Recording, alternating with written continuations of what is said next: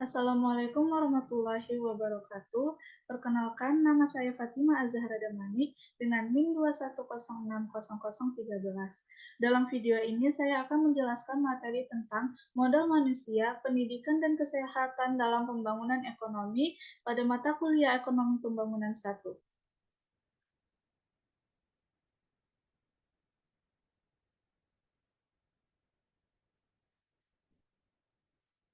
Dalam materi ini akan dibahas submateri tentang satu, peran sentral pendidikan dan kesehatan, kedua, pendidikan dan kesehatan sebagai investasi gabungan, ketiga, tren dan konvergensi internasional dalam bidang pendidikan dan kesehatan, keempat, peningkatan kesehatan dan pendidikan, peningkatan pendapatan saja tidak cukup, yang kelima, investasi pendidikan dan kesehatan, pendekatan modal manusia.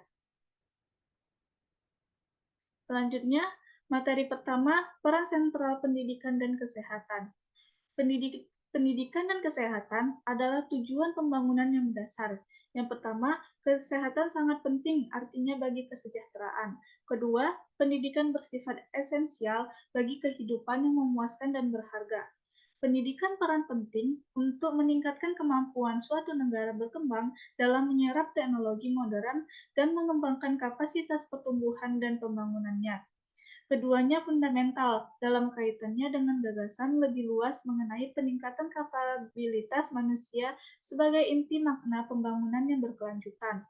Nah, peran ganda mereka sebagai input dan sekaligus output menjadikan kesehatan dan pendidikan sangat penting artinya dalam pembangunan ekonomi.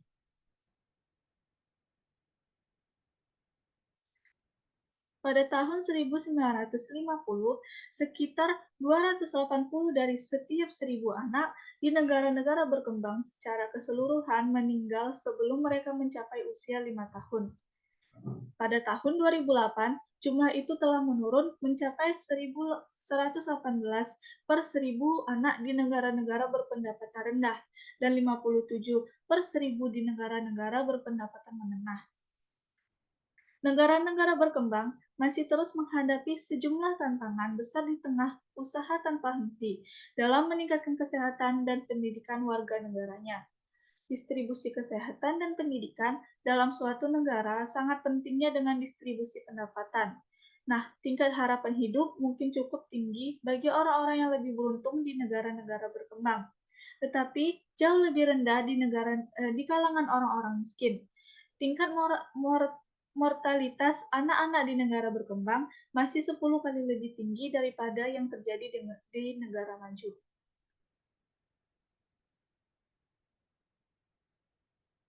Nah, jika tingkat kematian anak di negara-negara berkembang dapat diturunkan seperti halnya di negara maju, kehidupan dari lebih 8 juta anak-anak akan dapat diselamatkan setiap tahunnya.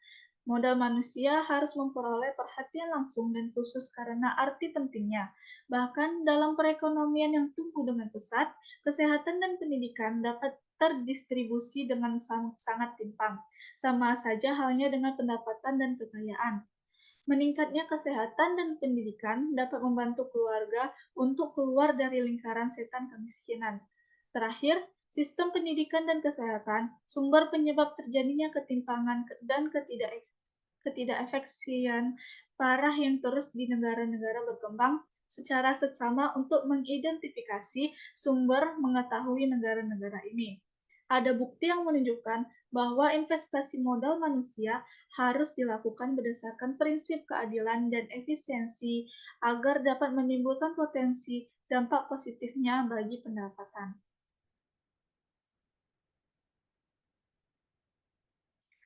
Selanjutnya, materi kedua tentang pendidikan dan kesehatan sebagai investasi gabungan bagi pembangunan.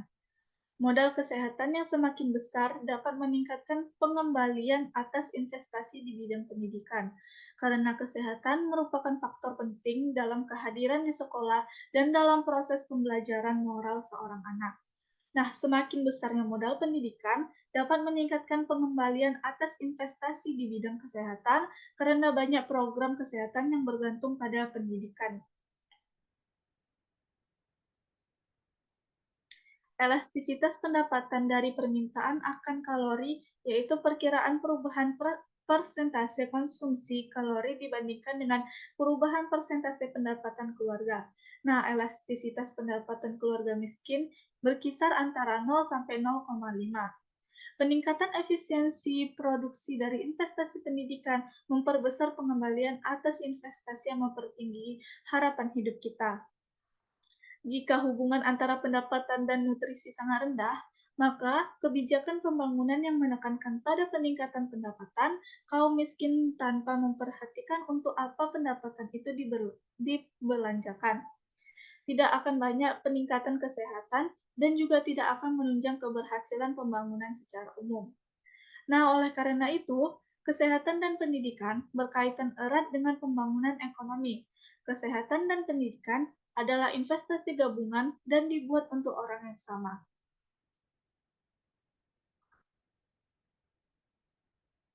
Selanjutnya, materi ketiga tentang tren dan konvergensi internasional dalam bidang pendidikan dan kesehatan.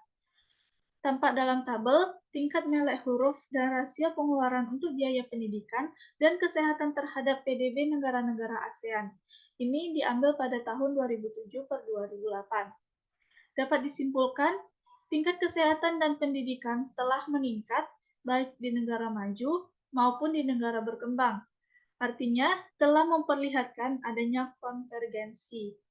Kedua, tingkat proporsi bersekolah pada negara berkembang mencerminkan perubahan investasi yang cepat di bidang pendidikan.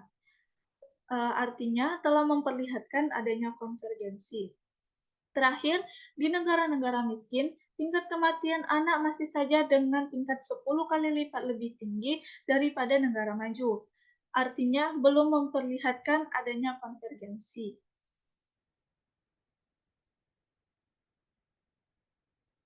Selanjutnya, materi keempat, peningkatan kesehatan dan pendidikan.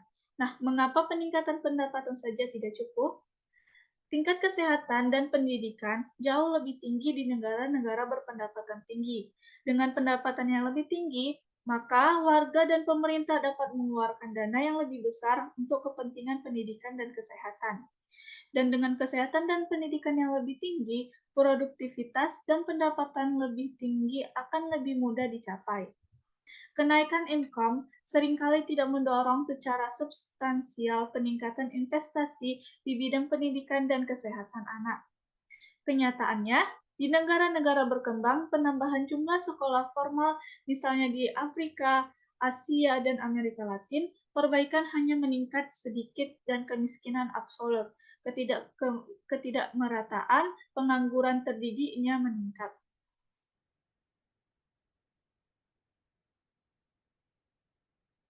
Selanjutnya, elastisitas pendapatan mengenai permintaan akan kalori.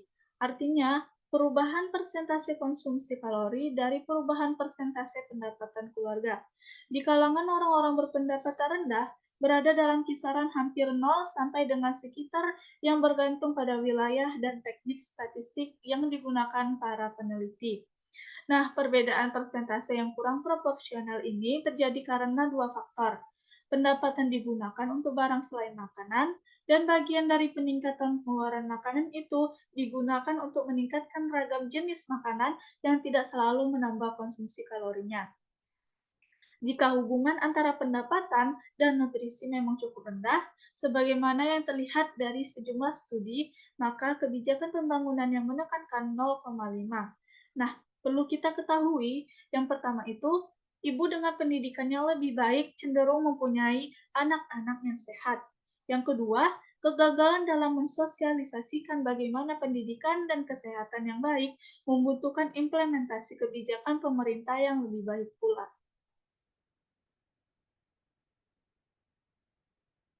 Selanjutnya, materi kelima, investasi pendidikan dan kesehatan modal manusia.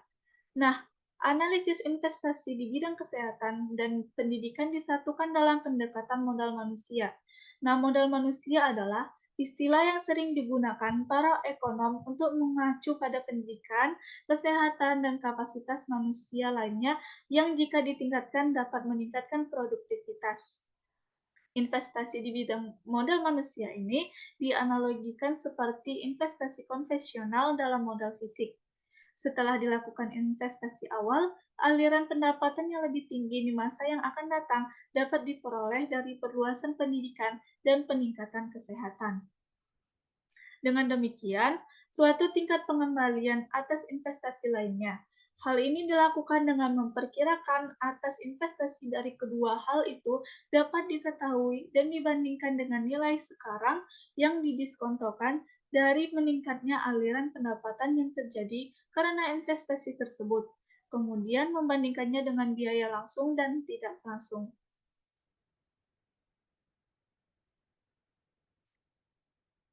Tingkat diskonto dalam perhitungan nilai sekarang ini adalah tingkat penurunan per tahun dari nilai masa depan agar dapat disertakan dengan nilai sekarang.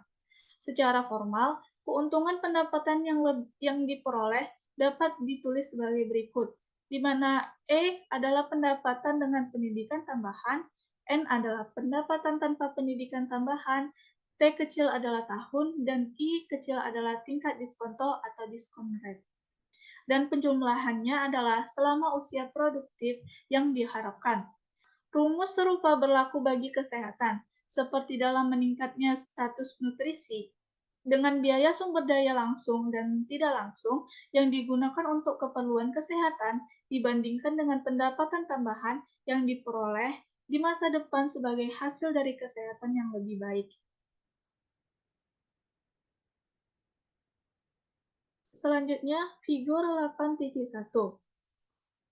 Di dalam kurva, kita bisa melihat grafik dari masing-masing pendidikan atau level of education di Venezuela, yaitu ada no education, primary education, secondary education, dan university. Pertama, level no education, di mana orang-orang tidak mempunyai pendidikan. Dalam kurva, kita bisa melihat dari usia 10 sampai 55 tahun, orang yang tidak punya pendidikan, seiring penambahan umur atau penambahan usianya, pendapatan yang ia capai atau yang dia hasilkan ialah tetap dan tidak mengalami peningkatan. Yang kedua adalah primary education. Primary education ini adalah orang-orang yang mengenyam pendidikan dari SD hingga SMA, pendidikan pokok selama 9 tahun.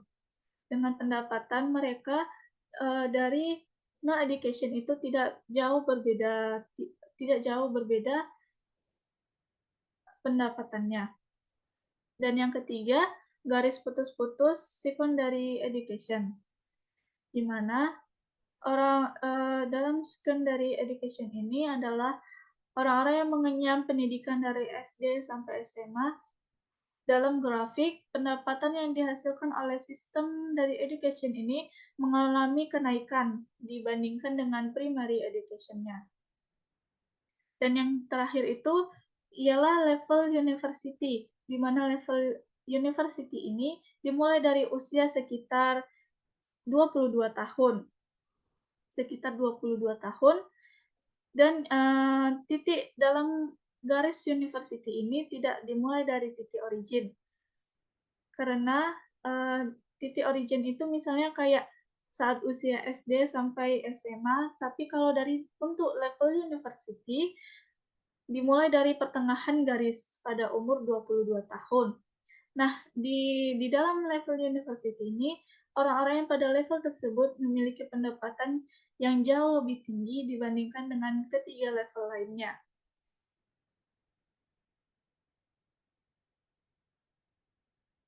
Selanjutnya, figur 8.2. Trade-off atau grafik umum ketika mengambil suatu keputusan ada sisi baiknya dan ada sisi buruknya. Misalnya kita memilih untuk melanjutkan kuliah S1. Ini adalah pilihan apakah saya sekolah dulu atau langsung bekerja. Nah, inilah pilihan yang akan kita hadapi jika memilih sekolah dulu sekolah dulu, ada pekerjaan yang tertunda. Namun, jika kita memilih bekerja dahulu, kita akan memperoleh pendapatan lebih dahulu, namun dengan pendidikan yang terbatas. Dalam kurva, ada dua jenis, yaitu secondary graduates dan primary graduates. Secondary graduates dan primary graduates.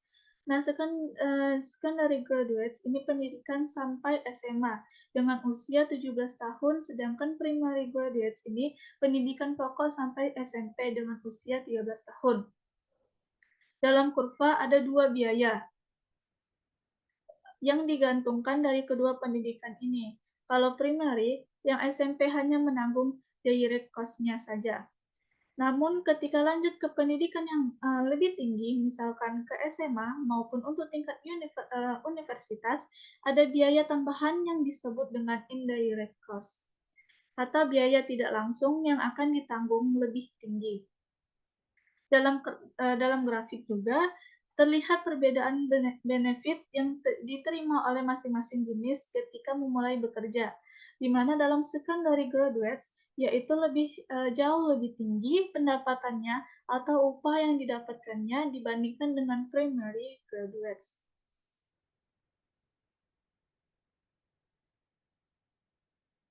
Selanjutnya, pada tabel 8.1, contoh sampel level investasi pada bidang pendidikan di berbagai negara.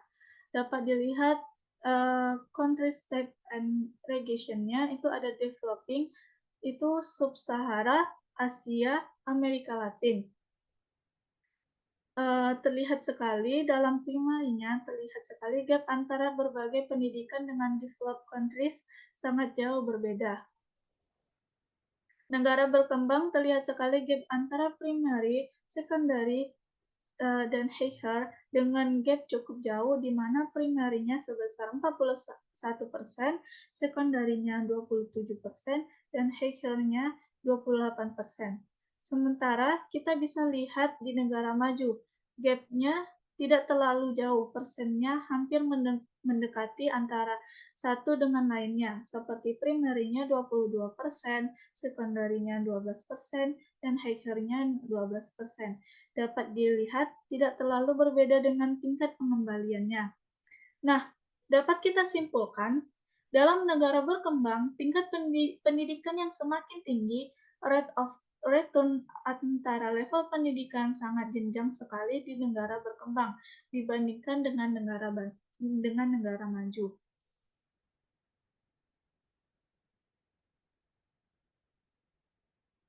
Sekianlah presentasi mengenai materi modal manusia, pendidikan, dan kesehatan dalam pembangunan ekonomi dalam mata kuliah Ekonomi Pembangunan 1.